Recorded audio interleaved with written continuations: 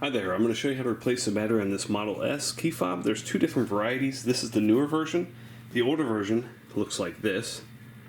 And if you have the older version, I've already made a video, and I'm going to link it right here in the upper right hand corner. So for the newer model, you need a small flat tip screwdriver about this size, or a pair of tweezers. And then you also need one of the two 330 batteries. You can get these off Amazon for a few dollars a piece. There's a link below in the description that will take you straight there. So on the back here, what you want to do is place your screwdriver in this little slot right here and push upward like that. Now, take that hook out, take your screwdriver, place it right here, and just pry your old battery out. Your new battery, you want to put it under this lip and this lip first, and then just push it down.